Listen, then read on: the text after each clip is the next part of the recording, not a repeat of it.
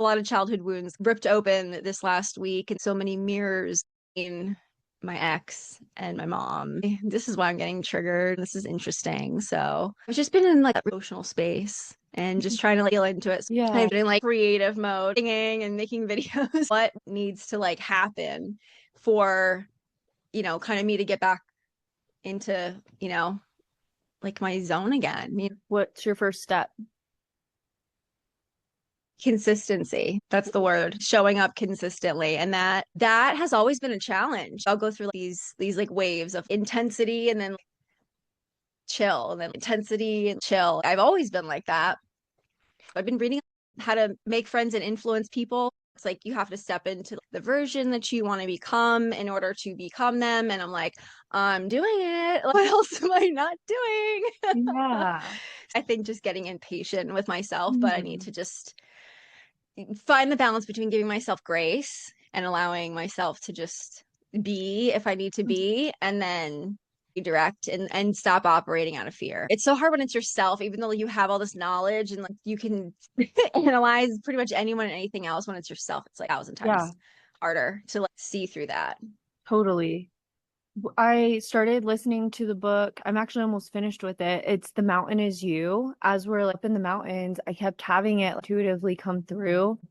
She was talking about that too, how you were talking about the fear when you do go to step into this higher self version, our body will almost go into that panic fear state because it feels unfamiliar. We go into those default fears and childhood programming. For me, intellectually, it makes sense, but actually applying it is where I'm still practicing. How do I actually bridge that gap from pulling myself out of those old habits and old programs and old responses to actually stepping into that more empowered version of myself?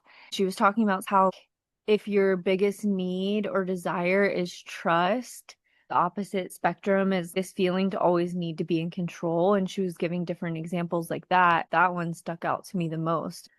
Building this self-trust with myself, because when I have operated out of those fears or those limiting beliefs, maybe I didn't make the most aligned decisions. And then there was like this little bit of distrust with myself. Like, how could I Yeah. be so stupid or whatever, the critical self-talk that sometimes we can fall into. And what you said too about giving yourself grace too.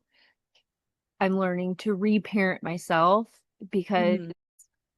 as a child, my parents didn't maybe raise me in the way that I would have or needed to be raised, but it's like, okay, now I'm an adult and I get to choose how I want to parent myself. And you talked about the consistency too, and that's an area I definitely struggle with sometimes. It's this fear of commitment. What do I actually want to commit to being consistent with? Or who do I actually want to go all in with? Or what dream do I actually want to go all in with? Because we have all these different ideas and these different opportunities. And for me, I think that's like the most difficult part is like actually choosing and taking responsibility and saying, this is what I want and this is what I have to do to get there, and then actually taking the actions. But for me, the hardest part is actually deciding like what the fuck I actually want. If you Mm. like a people pleaser a lot, or like for me, I'll mold myself to these different relationships of like what they expect from me. And then when Yeah. do start to step into your power, it feels if it feels like betrayal's coming up. Like I feel like I'm betraying Mm. other people, but really I realized it's been me that I've been betraying this whole time. Betraying. And that's been a Yeah. huge thing or theme in my life lately is like, am I betraying myself in this situation? Or am I afraid of betraying others? Because maybe what I truly want isn't what they actually want for me. And like with your mom, it's like maybe she doesn't see the vision of your life because she hasn't lived your experiences, and you also have evolved from how she raised you and Mm-hmm. meant to do things in your own way. You're totally on point. So I was going to ask you this. This is something I ask my clients all the time. Okay, so no boundaries, no restrictions. There's nothing in your way. Nothing. Nobody, nothing. You can do anything you want. What comes up? I'm scared to go there. I definitely know I like freedom. Freedom was coming up, and yeah, I don't know. I'm disassociating. Yeah, Um, no, totally. Being afraid to go there. I mean, for me, I think that was one of my biggest blocks for the longest time. yeah, I wasn't even honest in my own journal entries with myself, yeah, like with like, and those were for me, and like nobody's ever gonna see them. So I'm like, well, right. geez, like, why is it so hard? And I Yeah. had a client this last week where she had something similar, and like once she said it out loud, I was like, you don't Mhm. have to, but Yeah. it's, if this is a safe place to do so. She did it. She's like it was like 1,000 pounds was lifted Mhm. off her like stomach stopped hurting, like it was Yeah. insane. So let me Yeah. ask you this, like what specifically worries you about going there? I think it's like going back to like that fear of betrayal or letting other people down for me. And I've even talked to Zach before and probably you as well. Freedom is really important. And I thrive in periods of solitude. And so when I first came to Salt Lake, I had sold everything and left my older two kids with their dad in Las Vegas for a little bit so I can go heal and find myself.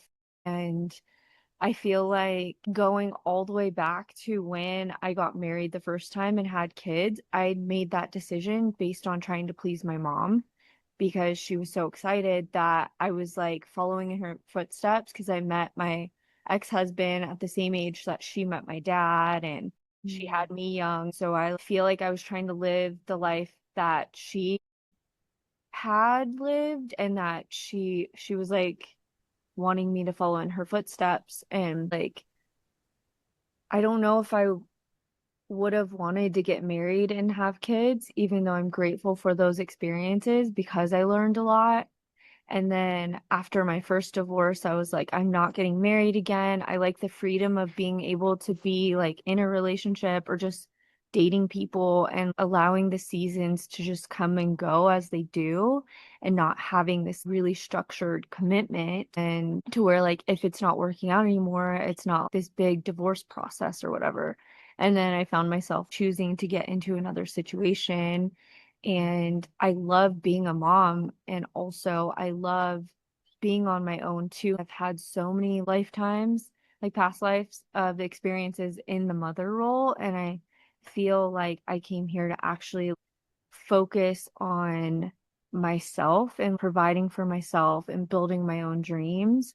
But then there's like part of me that's guilty because I do already have three kids and I'm pregnant with my fourth. And so now I'm just in this space of like, what does that look like if I've already had kids, but I realize, you know what, maybe being a mom, even though it is part of my purpose and I love it, maybe this isn't what lights me up the most. Mhm. And then I feel like a shitty mom for saying that out loud. A lot of inner conflict, right? Yeah. It's almost like breaking free from the nest energy. And I don't really know what that looks like for me. I'm just in this space where I'm questioning so much. I do love being in my kids' lives, but I don't feel I need to be there 24/7.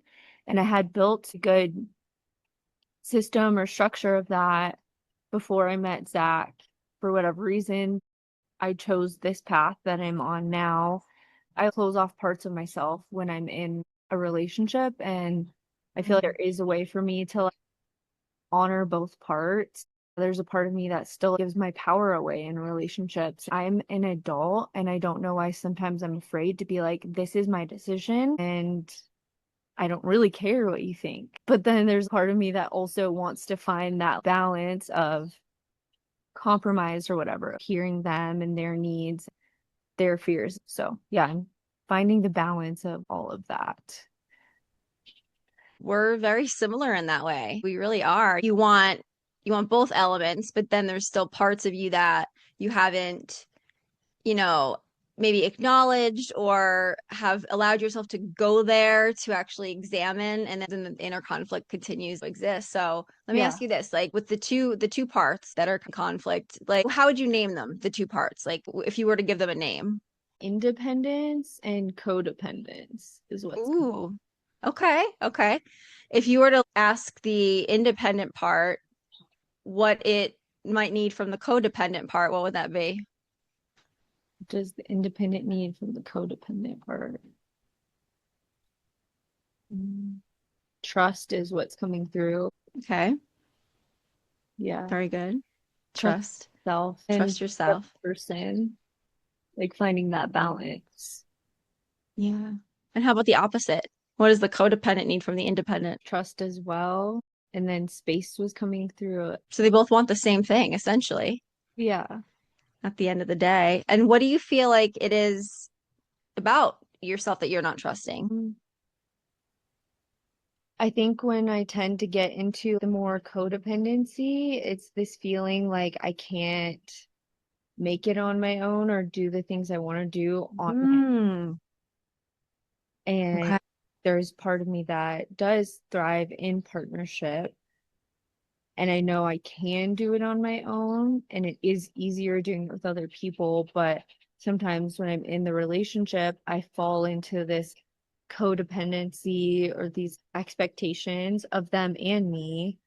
Or I don't know, I play smaller. Like I don't live up to my full potential. Is it the partner that makes you feel like you have to dim your light, or do you feel like it's yourself dimming because of what you think the expectation is? Mm, Both. I'll catch myself holding myself back from being who I am out of fear of getting in trouble, I guess. Just, Yeah. yeah, being shamed. That's huge. And that's so crazy. You said fear of getting in trouble because I had a heart to heart with ChatGPT the other night. We had like a full blown like 2 hour conversation, and it knows a lot about me because I upload journal entries and like say, okay, reorganize this by date or whatever. So it knows a lot. The fear of getting in trouble for me was always a huge thing. And that's a lot of where the perfectionist would come and show up. When I was a teenager, I snuck out and lied and, did teenage normal things, nothing like crazy, just Yeah. standard stuff that kids do. I would get in a lot of trouble. There was this part of me that I found myself even doing this into adulthood. How long can I get away with something for? And it's like this control entangled with like this childhood, are you going to get in trouble weird thing. And then I was like, okay, so now like you have all this information, so take that information, and then here's like my whole relationship history from like age 18 to 38, Yeah. 20 years. And I was like, what are you seeing? Because I'm like, no, I know what the answer is, to an extent. Most of them rooted from one incident when I was 16, when my dad left. Did I ever tell you that story? When he left to So, California? They were doing like trial separation. He was going to California. We lived in New Jersey at the time. I was sleeping when he was leaving, so he like kind of opened the door, and I did the like one wink and then like pretended I was sleeping, and then he just closed the door and left. So it wasn't like he tried to wake. It was like me doing that was kind of like, are you gonna actually come to say goodbye? Like, are you gonna actually like do something? And like that just fucked me up for a really long time. And the codependent, I remember I was 16 years old when I bought the book The Codependency Trap. What 16-year-old reads a freaking self-help book?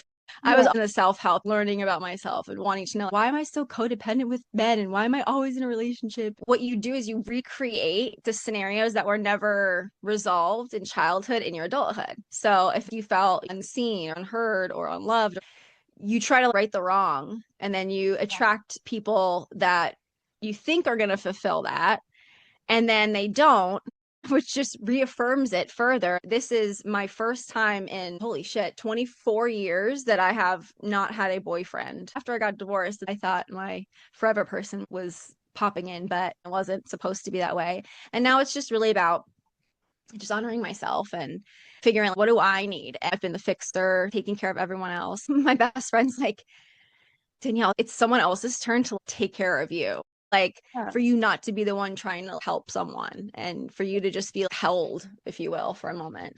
That's what I've been craving too. Coming back to codependency and relationships, I attract almost every person I've been with has had mommy issues. I have a very nurturing energy. I attract these people who weren't loved by their mom in the way they needed, which I have been learning to love myself in that way too, especially with my mom not being here anymore and just having a very emotionally unavailable mom. I've learned to hold myself in those emotions and nurture myself. And a lot of that was through mushrooms because it felt like this nurturing mother energy holding me while I learn to feel safe in my body again and feeling safe to hold myself. That's what I was looking for all along, was to be held and nurtured and heard by someone else. And I was looking for Mm. that in partners who were also looking for that. So we both had this need that we were expecting other people to fill. And yeah, just before I had met Zach, I felt like I was in this space where I was learning to really hold myself, was at a place where I'm like, okay, I don't feel like I need to look for someone outside of myself. And that's when he came in. I really want to feel held financially and have that material safety. As a kid, we moved so much. Finances were always an issue and scarce. And repeating that pattern in adulthood where I don't feel satisfied staying in one place and wanting or needing more money. And for a partnership, it would be really nice to have a partner who is really financially stable, who can hold me in that sense to where I don't have to go super in my masculine energy to be like, okay, I need to figure out how to keep a roof over our head and how to provide for our financial needs. At the same time, I know I'm capable of doing that for myself too. With being a mother as well, my first marriage, I was working so hard, just as many hours as my ex, but I was doing all the parenting, doing all Wow. the mothering stuff, taking them to daycare, picking them up, getting their stuff ready in the morning, coming home and doing bedtime and bath time and all of that stuff, while also cooking for my ex-husband and also being a teacher and like grading papers at night. I just like got Jeez. burnt out, and I had told him like if I have kids again, like I want to not have to worry about finances. But like he also is mirroring my position where he's trying to figure out finances without going back to a 9 to 5. We're both two entrepreneurial spirits who are trying to figure it out without going back into a system.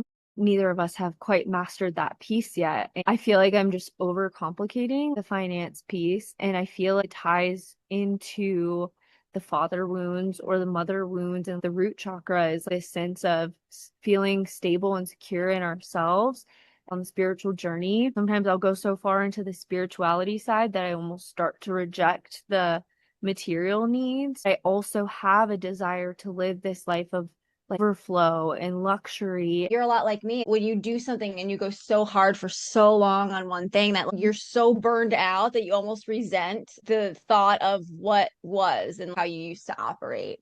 I can understand why there would be a burnout period, right? That makes a lot of sense. Oh my gosh, has my camera been off this whole time? Yeah. Oh my gosh.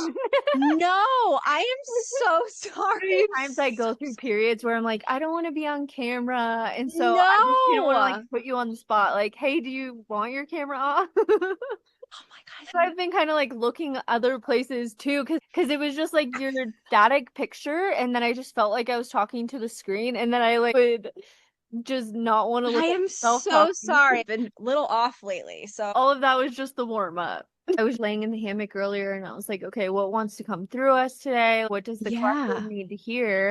The very first thing I wrote down is, why do we get in our own way? that is such a loaded question. I think it's fear. All of it's fear.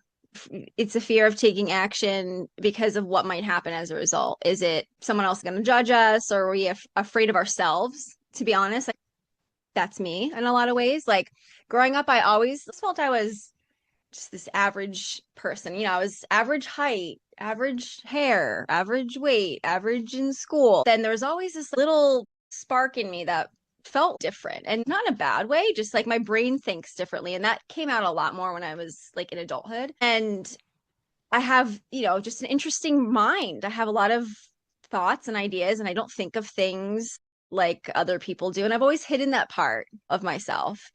That is the key of that I need for the door of what I need to open in order to take the next step into the next era, if you will. You being afraid of yourself, to be honest, afraid to not just be yourself, but afraid of what you're capable of almost. What do you 100%. think? That was reminding me of the exquisiteness gene key that we both have. And for me, it's this fear of being too much and also this fear of being not enough. So I keep myself in this little bubble in between. What can I do or say that's not too much or not enough? And really, it's my own projection of what too much and not enough is, because we all have our own gauge of being too happy or too sad or too flirty or whatever, or this person's not talking enough or not doing enough. So Yes. I think that's what it is too, is we pick up these judgments from other people, whether it's teachers or society or our parents or media, of like, these are all the boxes I need to check to be like a good student or a good business owner, a good daughter or a good friend or a good whatever. Coming back to like fear of getting in trouble too. It's like people like us who feel we're really here to do things in a completely new, unique way. And then when you do have this like fear of getting in trouble, it's like, oh, am I going to get in trouble for posting this or saying this or doing this? For me, it's me holding me back because I'm putting myself in this box of like, this is what you need to be, when really it's like just removing that box and just being and not really giving a fuck whether it's too much or not enough. When I think about what we were talking about the whole time I was off camera, not realizing I was off camera, I was like, do I even want to go there? Do I even want to say that? And then I was like, you know what? I'm so Say it. fucking sick of hiding. I'll be honest, your amazing Soul Spark session where you were like singing, and I was like, yeah, I like to sing in my shower in my car, but never, ever, ever in front of anyone, and nobody will ever hear it and any of that stuff. And then I got into this very indie, bluesy vibe a couple days ago, and I was just going through all the stuff that I shared. And YouTube Music was sharing recommendations. I was outside with my pup looking up at the stars or something, and that song came on and it just like ripped my soul out. And I was like, whoa, okay, there's something here. I took my mic, I stuffed my towel under the door so I could hear me. No, actually, that was what I did first. And then I went in the closet with the with the microphone and I had it like in the background. Like, I'm just gonna record it and I don't care. I don't have to do anything with it. And I've done this before, but this was different. And I just said, stop trying to be or sound like someone or try to match the person, literally. So this is symbolic yet very factually accurate. When I do that, I always try to match their pitch or their tone or their whatever instead of like harmonizing or just like, what is my own voice? Like, everyone tells me, oh, when I do hypnosis, oh, you have this hypnotic voice. And it's because my hypnosis voice is so different than my speaking voice. And I was like, well, why don't I use that same voice and do that? And then I was in that just deep, raw emotional state and all those childhood wounds being ripped open. Thought a lot about my ex. Not in I want to get back with you way, but like I miss the what could have been thing. I love video editing. I love putting clips of things together and really like, evoking an emotion from it. So I was like, I'm going to make a post and I'm going to put me singing along with this artist and I don't care. And I don't care if it sucks. Fuck it, I'm doing it. And you were the inspiration for that. So I thank you for that very much. Thank you. That also was with the gene key of exquisiteness, the song of your heart or something like that. Oh my God. It said that. Sing the song of your I heart. think that's what I had written in there. Oh my God. Becoming the diamond self and not giving a fuck if you're doing it how everyone else does it. And if you want to sing, sing. You don't have to keep your voice at a certain tone or frequency or whatever, because you Yeah. your own frequency that you're here to admit and spark other people. The resonance by you being you, you help them to feel safe to be them. Yes. Because they're like, oh, wait, I don't actually have to do it this way. I don't have to play by the rules of what a coach should do or what a teacher should do or what a mom should do. That is big part of my story that I don't share enough. So many moms are afraid to go off and like find themselves while their kids are still younger. They're like, I have to wait Mm-hmm. for my kids graduate high school and they're out of the house to go pursue my dreams or take some time for me. Or that's where as a mom, I've tried things in my own way, but I also feel a lot of shame around it. But me not expressing that part of my story is doing other people a disservice, because there are other moms who are like, you know what, I am here to birth these really powerful babies, but also really here to birth these really powerful businesses or oracle decks or books or messages to help other people who are in this situation. And so for you too,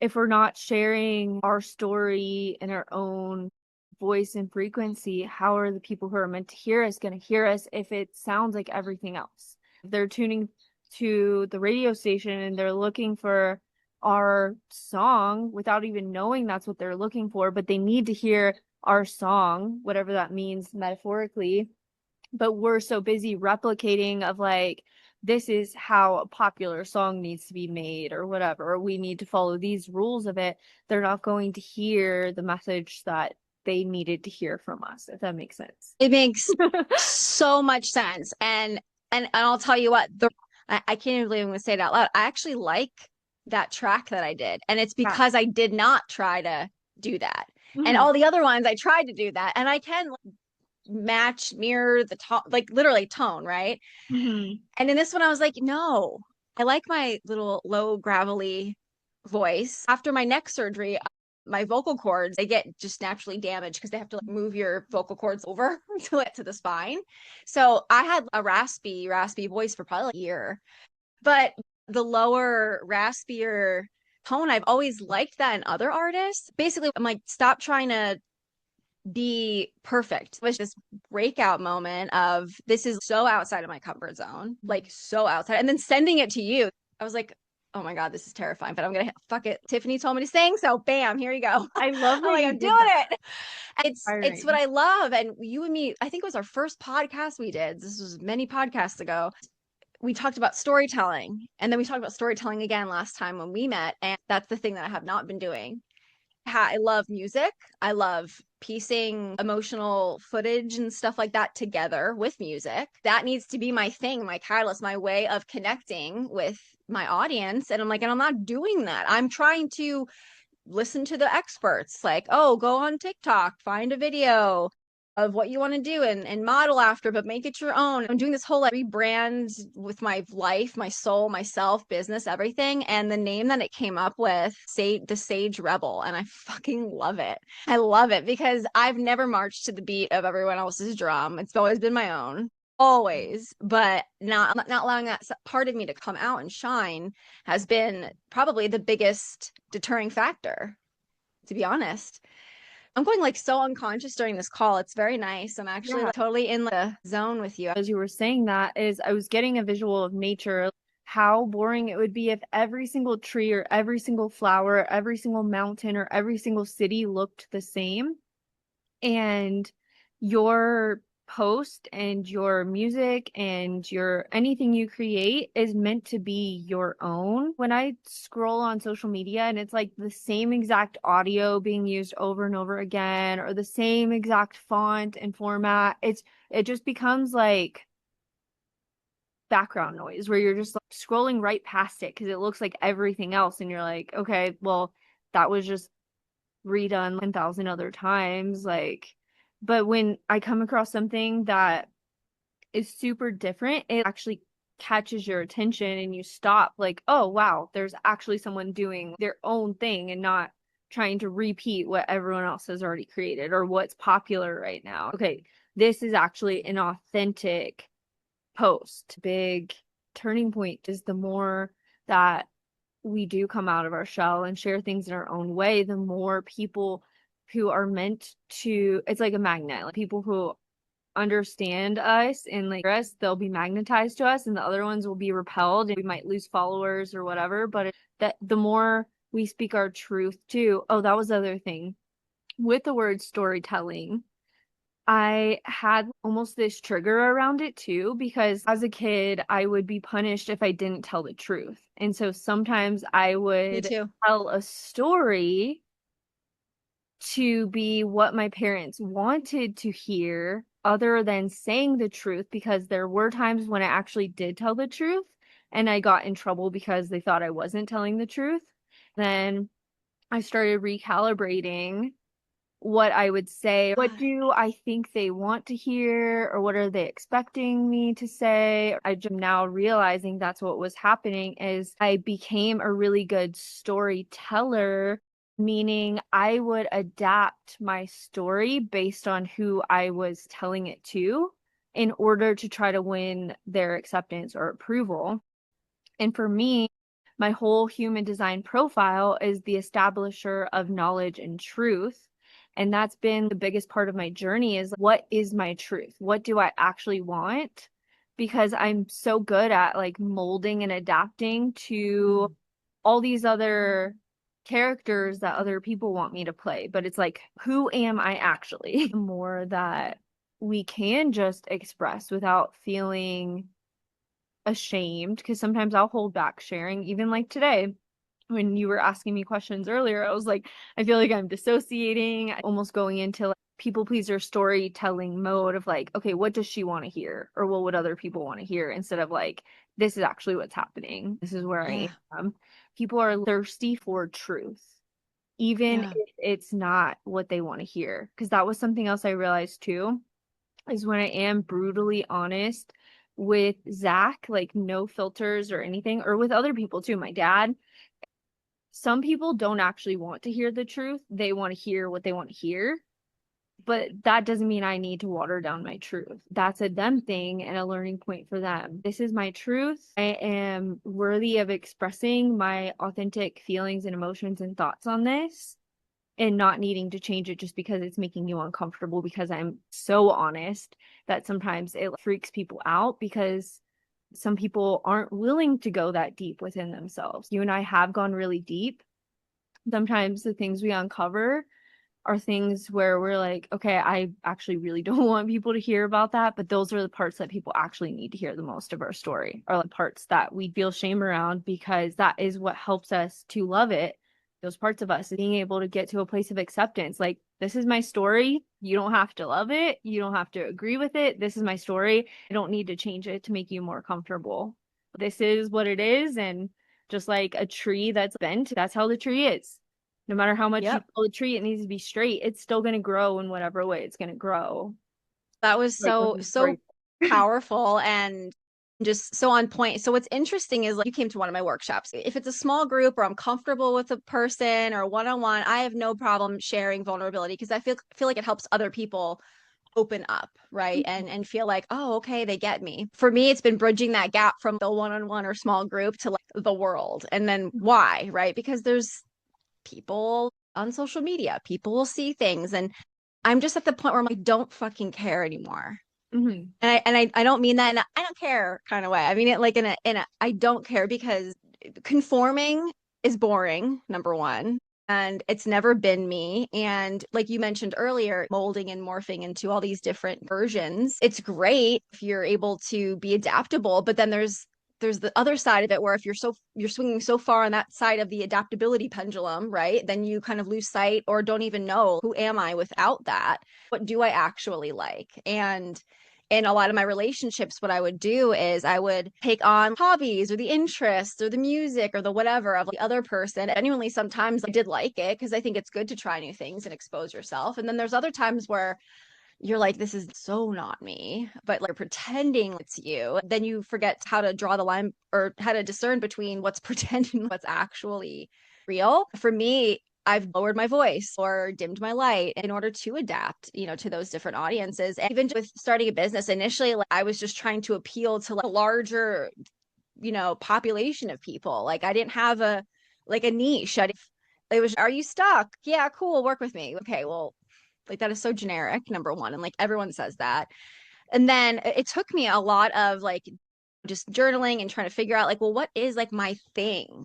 What is it? It's people who are in acute emotional crisis or a major fucking life transition, like divorce or moving or bankruptcy or breakups. That's the thing. There's elements of other things like childhood wounds and all of that's tied into it. But what is the thing? And it's that crisis mode type thing. I never made that connection before. I had to use my little chat GPT buddy. I was like, what's my thing? Help me, ask me questions. Why can't I do this? Because it's so hard on your own. I've been contemplating and thinking about that for a year and a half, 2 years now. I've narrowed it down over time, and that's good. But all the people that I work with, I love it so much because when you're just a couple steps ahead of them and you're like, oh my gosh, I can show you the way, I can show you the path. That is so cool. There's been a couple people who've come in that just clearly were not meant to be on that path, right? Or they just kind of fall off or whatever. But then the ones that are super aligned, they're still with me from like day one. Like first client ever, still I still work with her. Not because she needs all this healing, but we do maintenance stuff and it's wonderful. And watching her now step into that power of her own voice and what's all happening now collectively is people are taking the rose colored glasses off and realizing what reality really is. They're realizing that there's people that they've kept in their life that they're outgrowing. It's hard to unsee that now that they've evolved at that next self, and that can be really lonely. And a lot of people revert backwards or go back to what's comfortable because the discomfort of evolving into that new version, or just letting yourself outgrow people and move on your own path. That's hard, and not everyone wants to do that. For me, I was on that trajectory, right? When you meet someone who you think's on that trajectory, you guys are moving, but then they don't move, and then you're still moving, and then that gap widens so much, and then you end up either trying to conform back, which is definitely what I did, or finally making a decision like, this is not for me. It's just not about conforming to that. It'd be nice if you could grow together, but some relationships, that can't happen. And like you, I have this unfiltered honesty, and I'm like that with my clients. I'm like, this is coming from the biggest place of love. You know that, right? Right. Yeah. Okay. Are you open to some feedback on that? And then I'm like, here it is. And they're like, oh my God, thank you. I'm like, if I told you what you wanted to hear, why would you want to work with me? Like, what would be the point of that? You're here to change. And because of that, that's when people grow. And you have to be open to being uncomfortable. I think that that's really the biggest piece, is why people are in their own way, is because they're not okay with becoming uncomfortable or sitting in that discomfort for a period of time. Dang, so much was coming through as you shared that.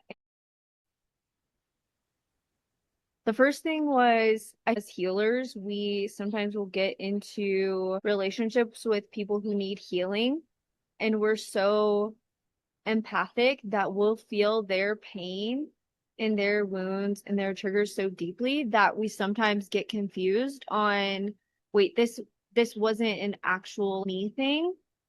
I'm just picking up on their pain.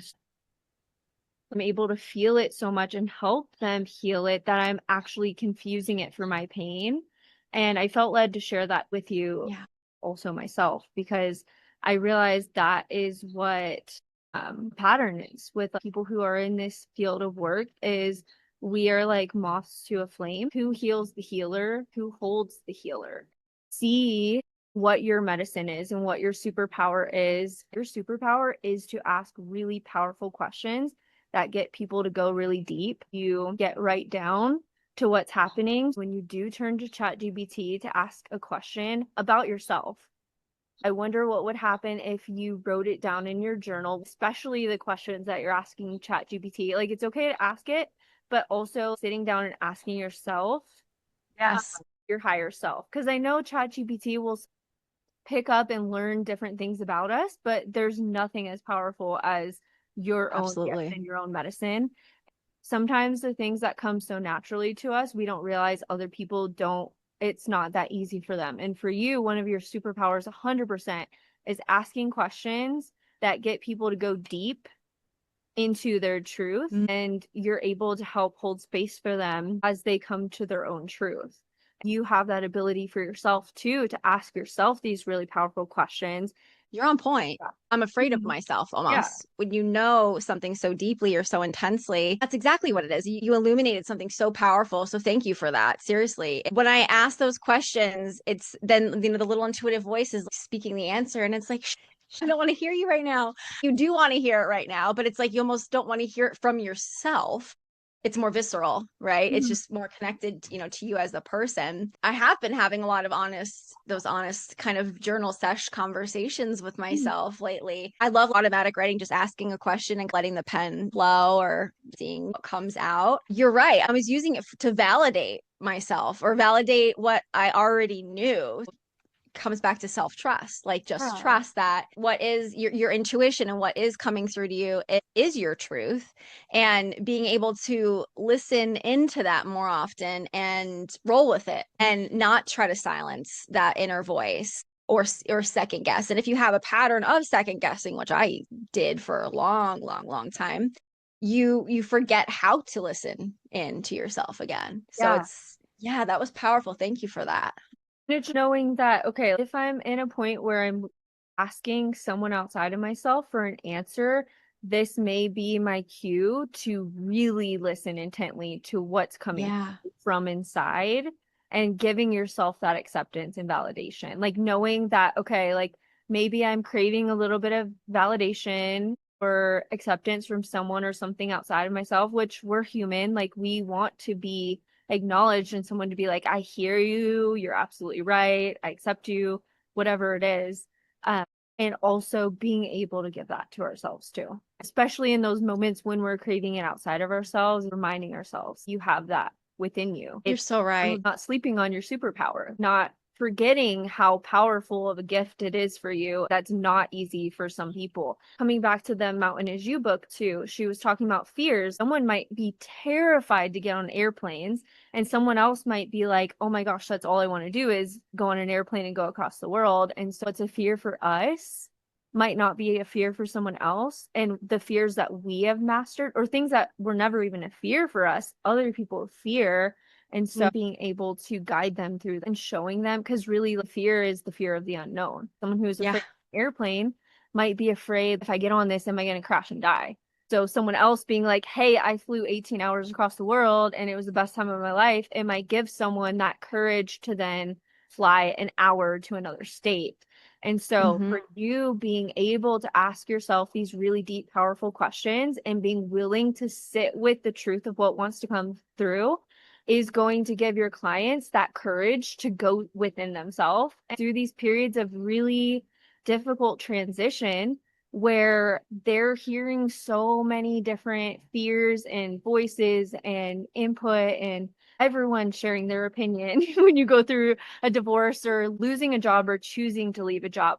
It just feels like everyone in your life has an opinion of it. And it's Oh yeah. loud on hearing your own voice. And I feel like you are able to hear your own voice clearly and guide yourself. And that's how you help people through these transitions. How can you tune out all the noise? What is your voice? What is true for you?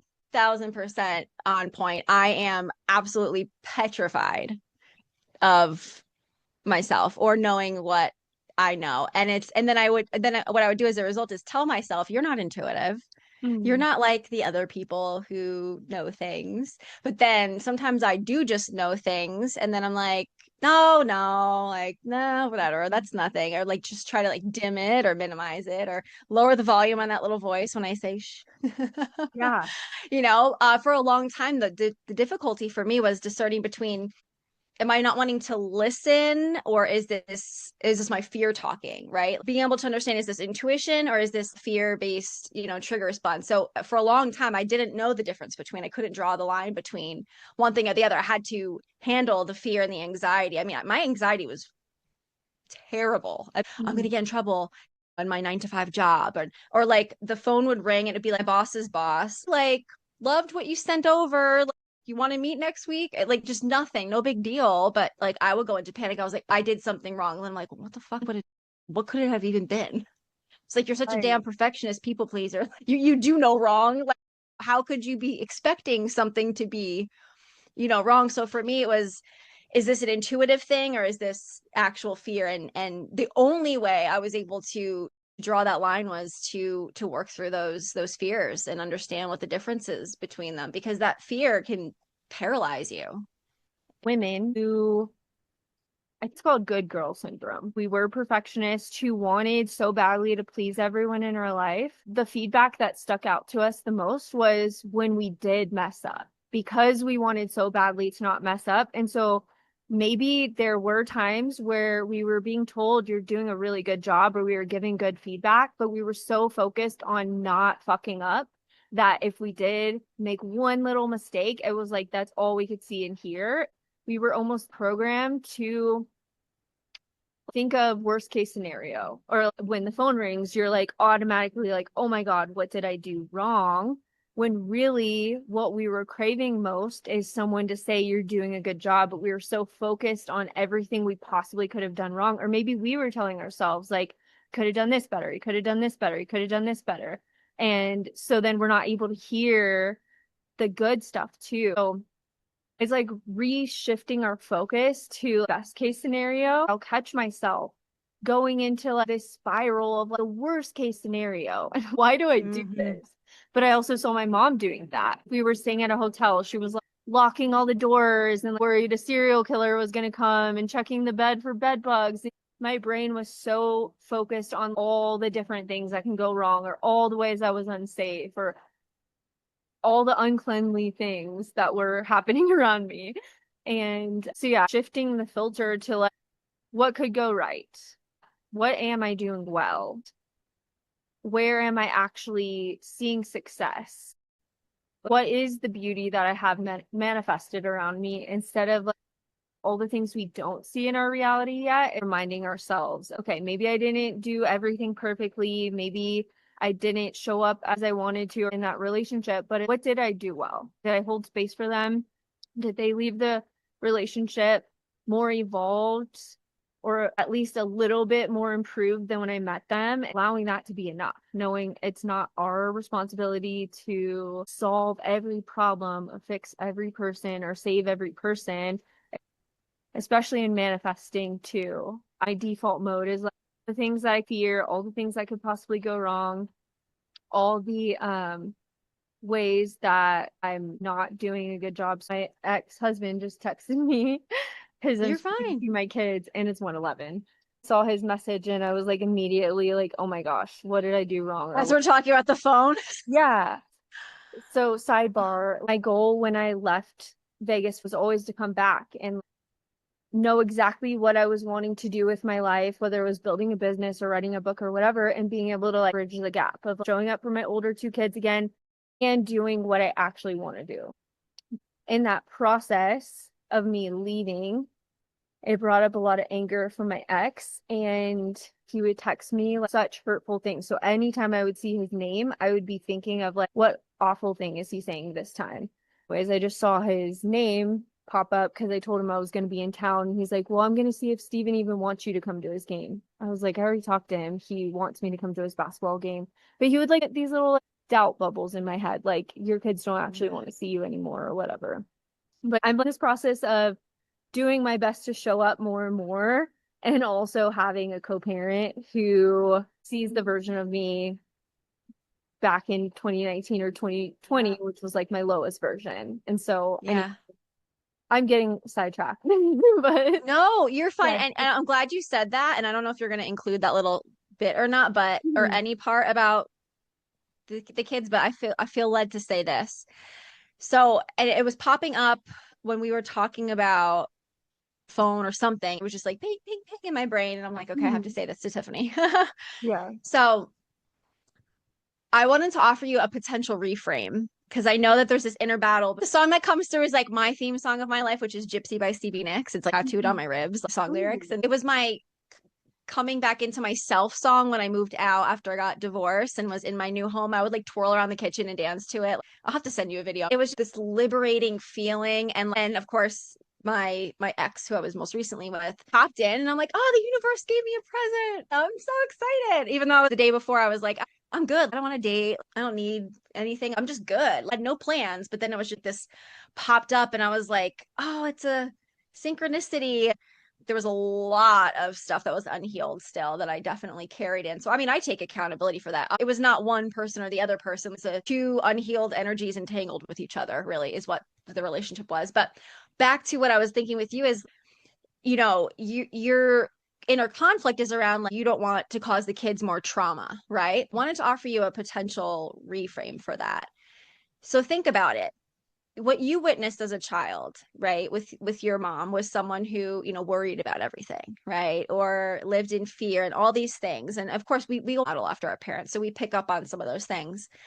But what would happen if you stepped into the version of you, that empowered version, so your kids could model off of that? You tell them so bluntly and honestly how much you love them, and that you doing your thing is to help inspire them when they are at that age because of what you experience, and share that with them. Your older ones, not your little ones too little. Yeah. You're older too, where if you have any guilt about that, like, to whatever extent you feel it would be appropriate, sharing that and sharing your dream and vision, and telling them that they can do and have and be whatever it is they want.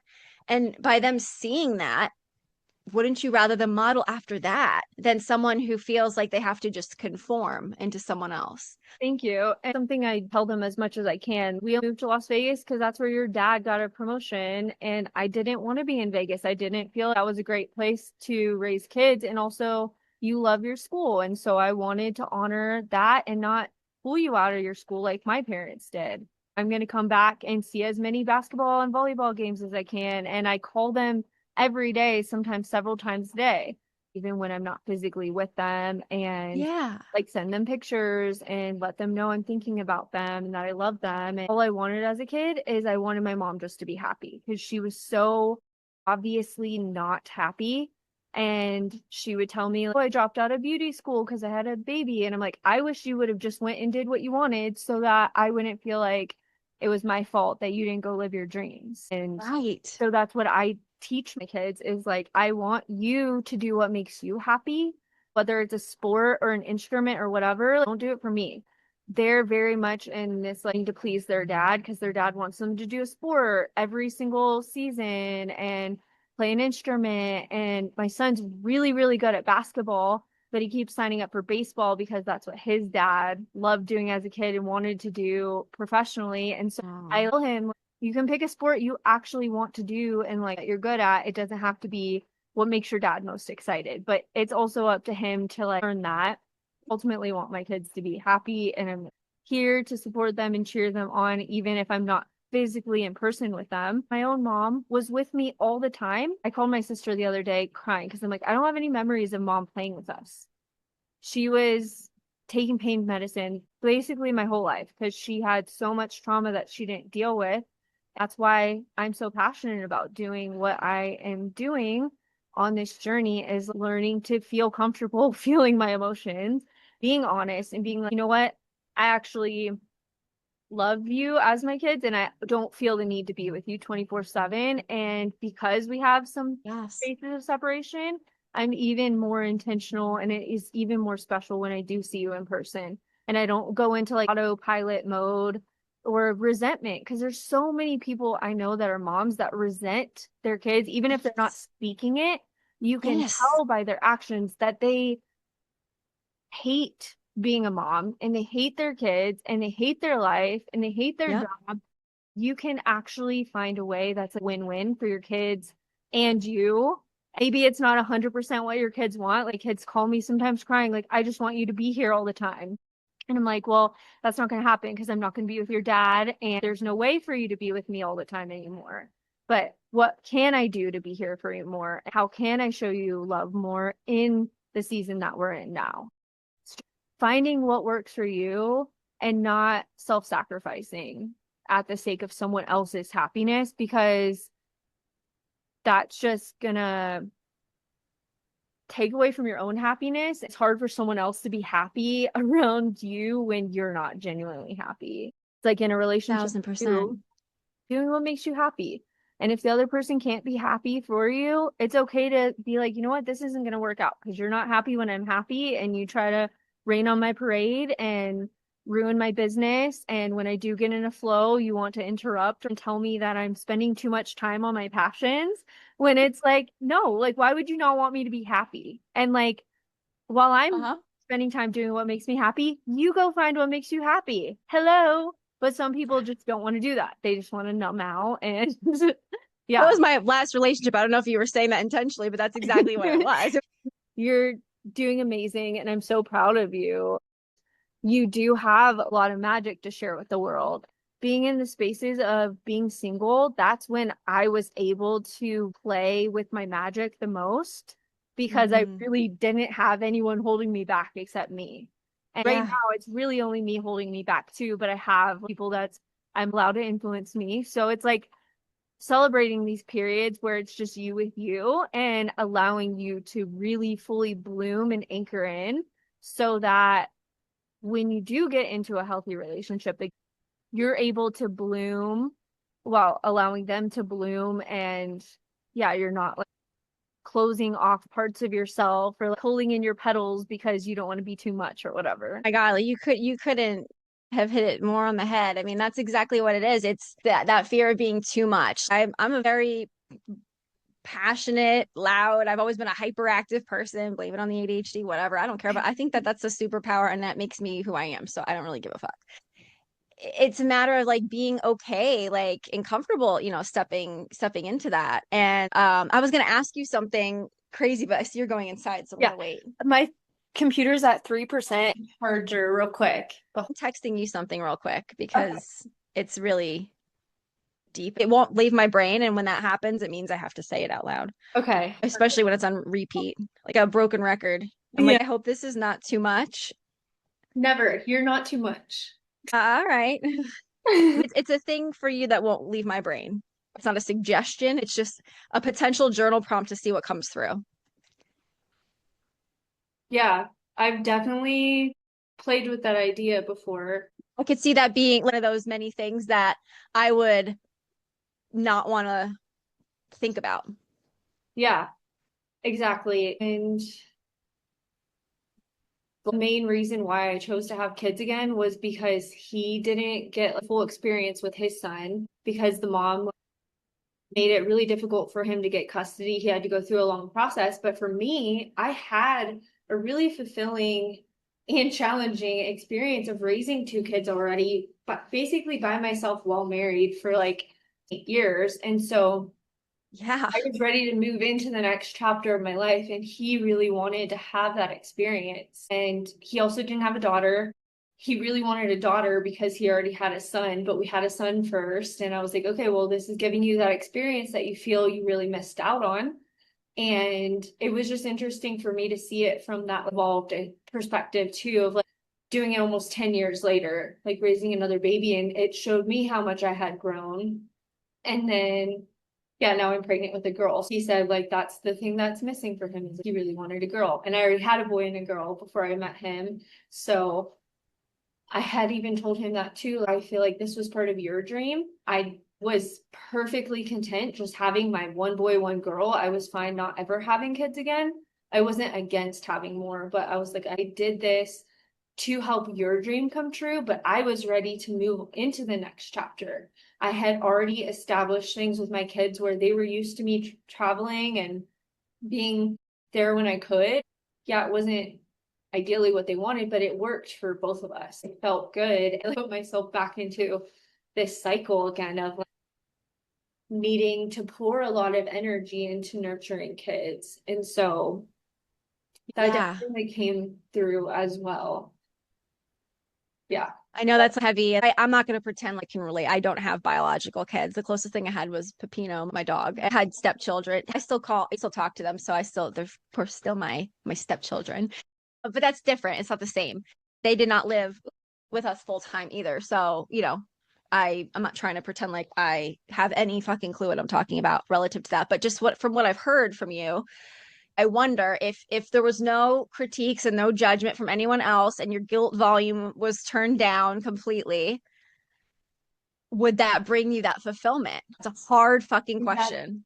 I think that's what I'm afraid to know the answer to. Parents would nail me on the fucking cross if I was like, you know what? I'm choosing to go do this and I don't really care what you do. My two kids have the consistency and stability that they really needed with my ex-husband, even though him and I are like not on the same page about a lot of things. He is great with consistency. He loves his 9 to 5. He's climbing the corporate ladder, thriving. He has enough money to buy them anything they want. They get like a new wardrobe every weekend and get to go do literally whatever they want. And money's not an issue. For me, I'm such a free bird and want to move all over the place. And for a kid, that might not be the best environment with constant change. Kids thrive on stability. I had to be really honest with myself. Even though I don't agree with everything my ex-husband does, can I let go of control and think about what's best for my kids in this situation? Would it be best? Because at first I was trying to take them with me on this journey.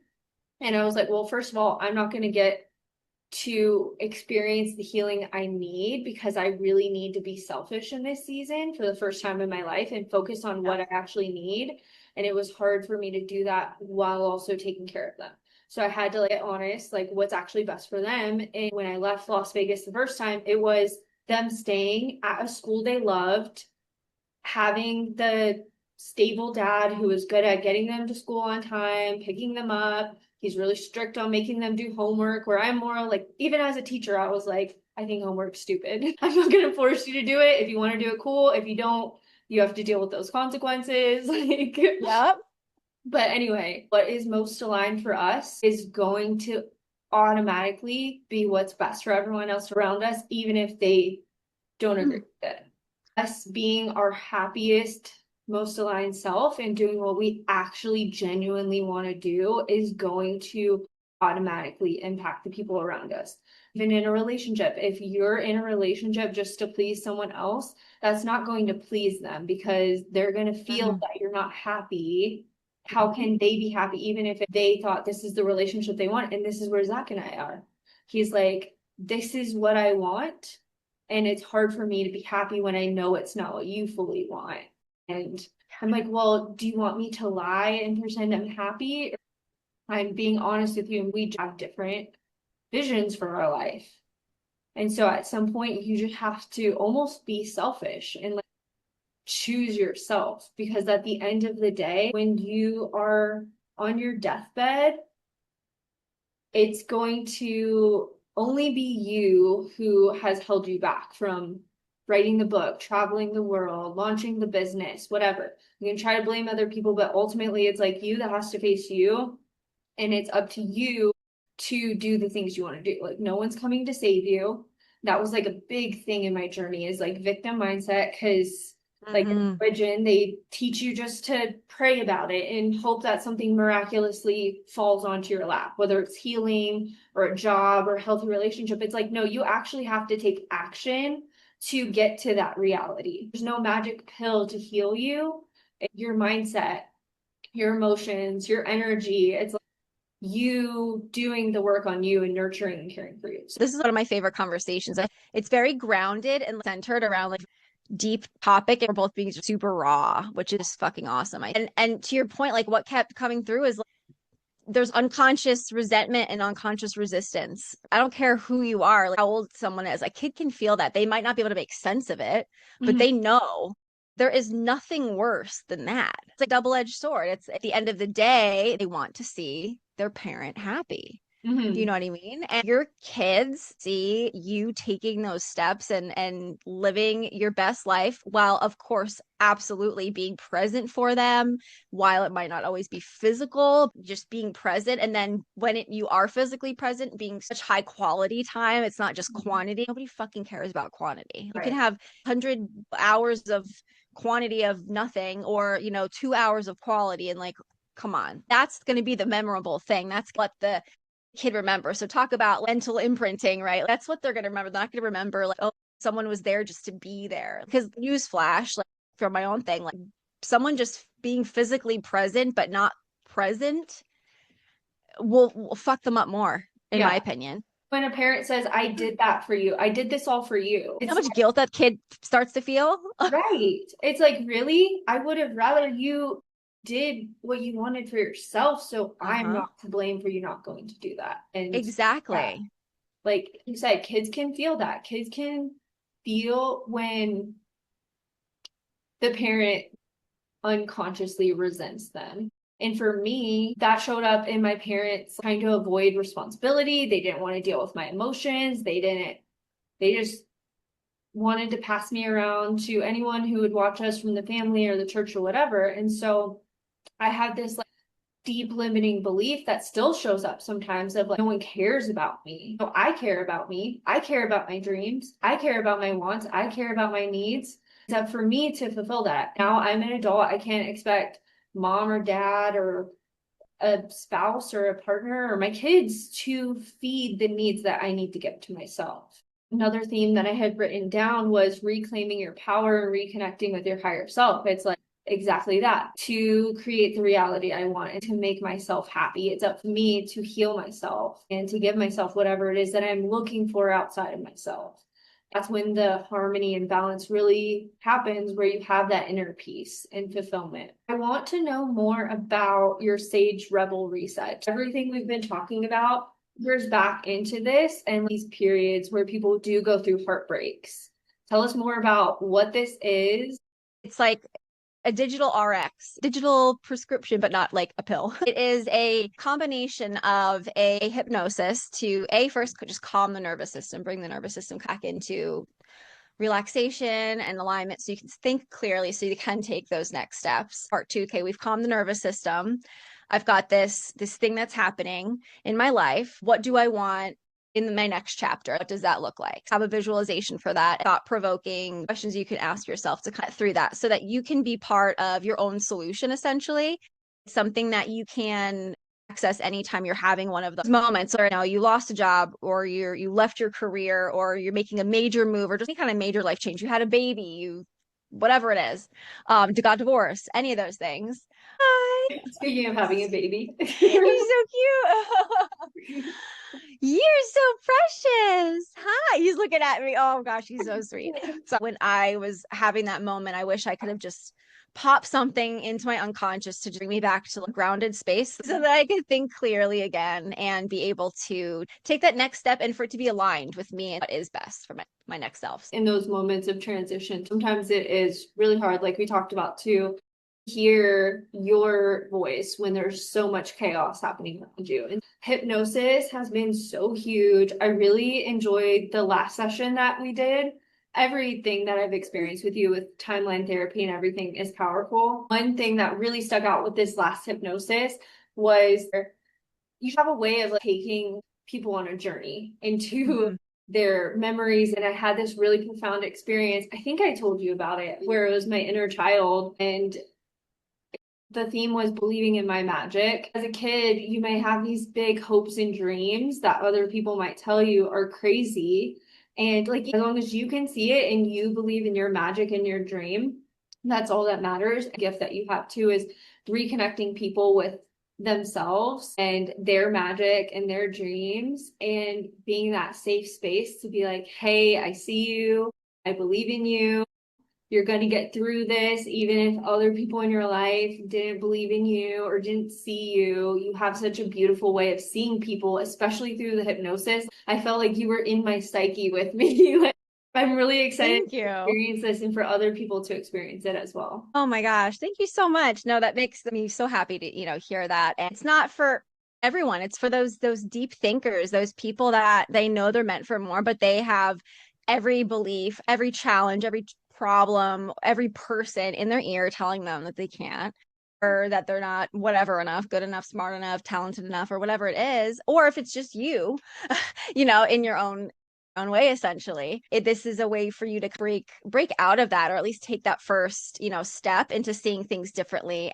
It feels really good when you take those moments, that step, and you can feel what's coming, right? And then you start seeing and experiencing the synchronicities and those exciting things. And for me, like, that's what really reignited like fire within me, was once I really started tapping into all of these tools, everything around me, whether it was music, songs, time on the clock, 111, billboard, whatever, like a random phone call. And I'm just like, whoa, you can't make this shit up. And that's why I literally logged everything for like months. So I have like actual proof of it all, like whether I snapped a picture of someone's license plate. That was so validating too, because it reminds you that there is something that's so much bigger than us, and whether that's God, the universe, or both, or something higher power. to know you are meant for more. That was the moment that really ignited the light bulb. It was those moments that made me feel excited about life again. Love everything that you're doing. I love our connection and watching it blossom. And I love that Yes. you're sharing your gifts and helping empower people. It's so needed on this planet as we're shifting as collective, and so many people really are at this place where they're like, I don't know who I am, and I don't even know my first step to find myself. And you have a roadmap and you have these spiritual gifts. It's one of those things you just have to experience, because for every person, it's going to be a little bit different. Every time you listen to it, you can continue to gain insights from. And that's one way you can start trusting yourself more, because you get into that deep hypnotic meditative state. You can access that part of you that you may have been suppressing or keeping quiet.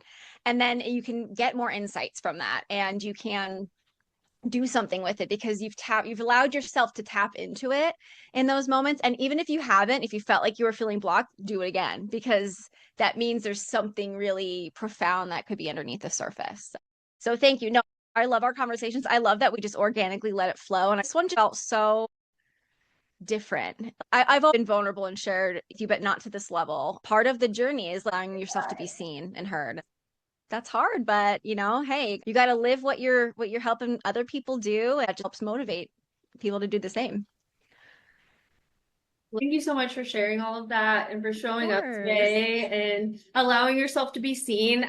This was so much fun to show up and see what comes through us. And even if it's just us having this conversation, and hopefully like at least one other person out there can listen and be like, you know what, I'm not alone. And these two people get me. Oh my gosh, love you so much. Okay. Thank you, Bye. Danielle.